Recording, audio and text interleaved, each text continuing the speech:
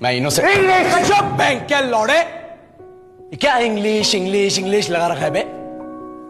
4 साल का था मैं जब मेरे पापा जबलपुर में किसी हलवाई के यहां काम करते थे। खुद तो कभी स्कूल गए नहीं, इसलिए अपनी गांड घिस घिस के मुझको स्कूल में भर्ती करवाया। अब कहने के लिए तो इंग्लिश मीडियम स्कूल था, लेकिन साले हमारे टीचर लोग खुद हिंदी में बात करते थे। हमारे स्कूल के लड़के एक दूसरे से यो व्हाट्स अप डो ऐसे बात नहीं करते हैं। क्या भौंक रहा है तेरा लंडा आजकल, है? ऐसे गले मिलते हैं। किसी तरह रट्टा मार मार के 10th तक पहुंचे तो पता चला कि जिंदगी में सफल होने के लिए एक ही तरीका है, और वो है इंजीनियरिंग।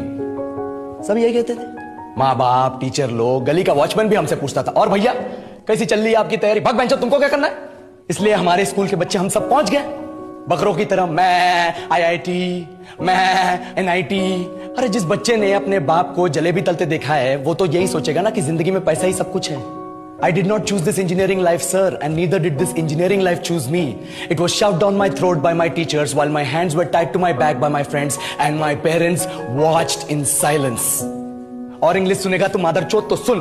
10th के बाद 2 साल लग गए इस कॉलेज में घुसने के लिए, कोचिंग में निकाल दिए। ना कुछ खेले ना कुछ सीखे, और 2 साल बाद जब यहां पहुंचे तो पता चला कि बड़े शहरों के कॉन्वेंट स्कूल के पढ़े बच्चे जब अंग्रेजी में बात करते हैं तो मरे हुए फूल भी खिल उठते हैं। आहा, हवा में ऑक्सीजन की मात्रा बढ़ जाती है इनकी अंग्रेजी सुन के। और पूरे कॉलेज की लड़कियां इन इंग्लिश स्पीकिंग लड़कों को अपना जीवनसाथी.com मान चुकी है। तुझे क्या लगता है?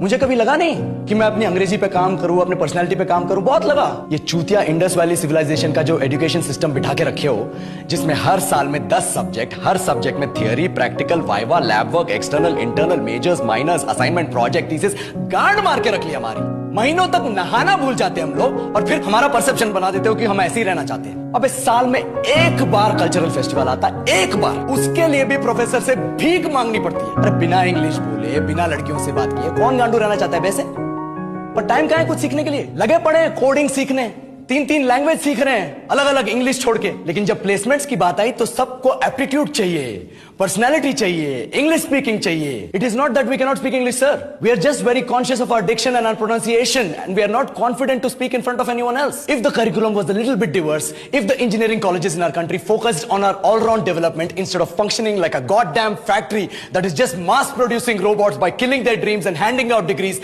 I would not be sitting here in this pointless HR